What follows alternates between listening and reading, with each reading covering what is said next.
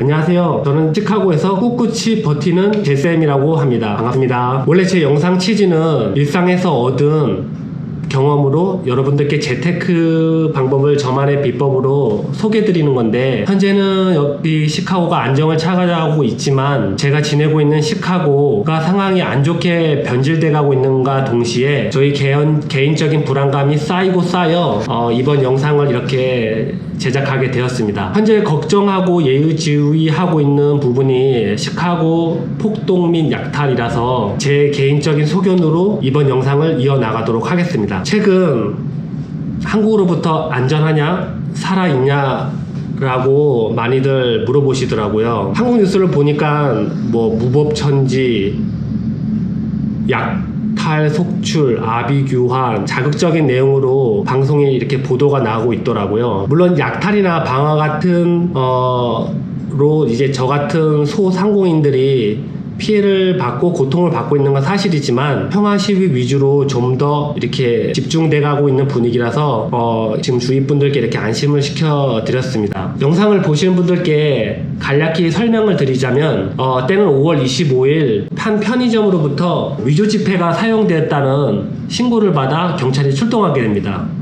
출동한 경찰이 당시 위조 지폐를 사용한 흑인을 검거했는데요. 이 검거당한 흑인 이름이 조지 플로이드였습니다. 그 조지 플로이드 검거 과정 중에 이 조지 플로이드는 두 손이 등 뒤로 수갑으로 묶인 채 바닥에 이렇게 뉘어졌는데, 당시 뉘어졌을 때 그 담당 경찰관이 무릎으로 플로이드 목을 이 체중을 실어서 푸시하고 있었습니다. 결국 거의 9분 가까운 시간 동안 짓눌리게 된 플로이드는 병원으로 옮겨졌지만 결국 사망하게 되었습니다. 그리고 그 다음날 5월 26일 그 현장을 동영상으로 남겼던 제보자가 그 동영상을 노출함으로써 이제 세상에 그 사실이 알려지게 되었는데요. 뭐 각종 소셜미디어 혹은 언론으로 빠르게 전파되자 이제 상황이 정말 이제 심각하게 되었습니다. 지금 미국 거의 140여 개 도시들이 이 약탈과 그리고 시위까지 이르게 되는데, 처음 시작은 플로이드가 검거당한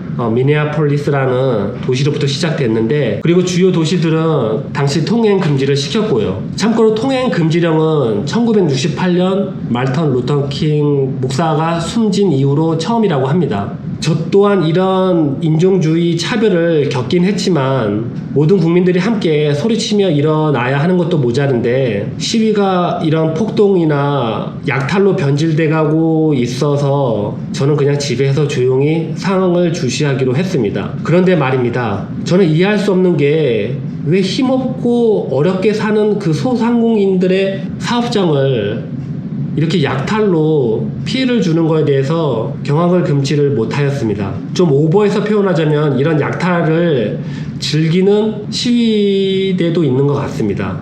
물론 시위대로 가장한 약탈범 폭동자들인 거죠. 근데 다 그런 건 아닙니다. 저 역시 그 시위 과정 중에 행동하는 사람들 모두 저 스스로 본받아야 할 부분도 있고, 스스로 많은 어떤 동기부여를 갖고 내 스스로가 어떻게 목소리를 높이고 어떻게 도움이 될지도 생각을 해보았습니다.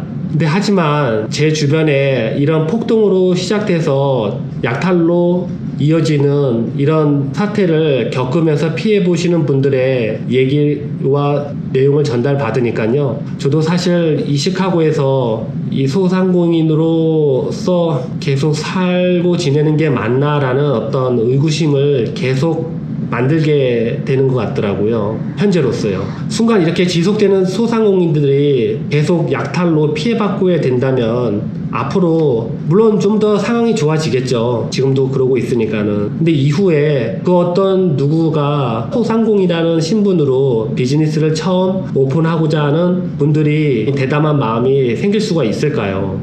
결국 그렇게 되면은 불안에 떨고 있는 소상공인들 분들도 하나 둘씩 그런 어떤 상업적인 동네에서 빠져나가게 된다면 이제 도시도 좀 분위기도 좀 황폐해지는 건 물론이고, 제가 살고 있는 이 시카고, 물론 교육적으로나 어떤 도시적인 분위기가 어느 다른 나라의 도시보다도 정말 자부심을 크게 갖고 살았던 어떤 시카고의 시민으로서 앞으로의 어떤 미래가 솔직히 많이 걱정됩니다. 그렇게 되면 이 시카고로 공부하는 유학생들도 많이 줄어들 테고, 그리고 또 관광하시는 분들, 그리고 시카고로 직장을 잡는 분들이 많이 우려를 하시겠죠. 그런 게 점점 쌓이다 보면은 도시 분위기는 많이 몰락할 걸로 예상이 됩니다. 경제적으로 더 많은 불안감이 몰려올 테고요. 저 개인적으로는 앞으로 어떤 비전을 두고 제 스스로 고민해야 될지 많이 걱정되는 순간이 아닌가 싶습니다. 그리고 이 요즘 하루하루가 이런 고민으로 계속 지내는 것 같아 제 자신도 점점 무력해지고 활력을 잃고 있는 것 같아 더 걱정되기도 하고요. 뭐 일각에서는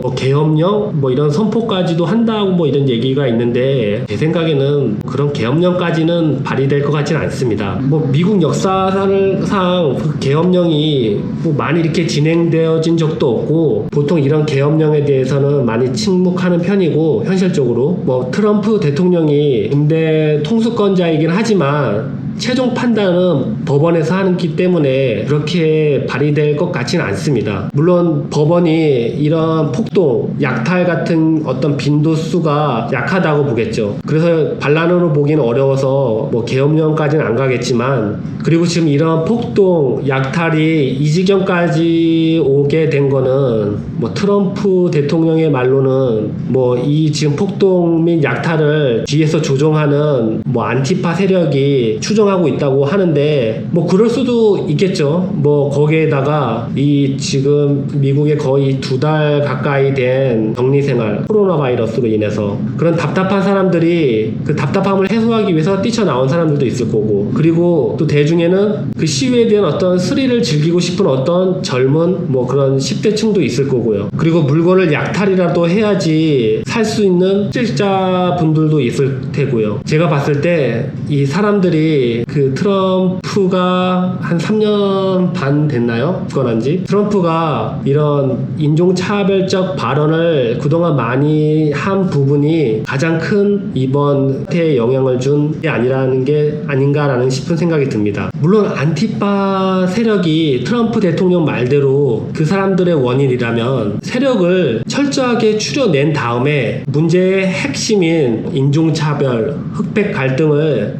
정말 진심으로 지금 많이들 하잖아요. 이렇게 무릎을 꿇어서 이렇게들 하잖아요. 근데 정말 진심은 다 통한다고 저는 생각합니다. 정말 트럼프가 이런 사태에 대해서 심각성을 깨닫고 반성하는 마음으로 정말 무릎 꿇듯이 진정성 있게 사과를 한다면은 폭동과 시위, 그리고 거기에 이어지는 약탈이 잔잔해지지 않을까라는 게 제 생각입니다. 근데 지금 이렇게 피해받고 있는 소상공인들은 물론, 그리고 플로이드가 하늘나라로 간 이후 남게 되는 가족들과 유족들의 아픔, 그리고 그런 과잉 진압으로 분노하게 되는 이런 국민들을 정말 이렇게 분위기를 와해시킬 수 있는 부분은 그런 트럼프 대통령의 진심 어린 사과가 핵심이 되어야지 이번 분위기는 많이 가라앉을 것 같다는 게 이 제쌤 생각입니다.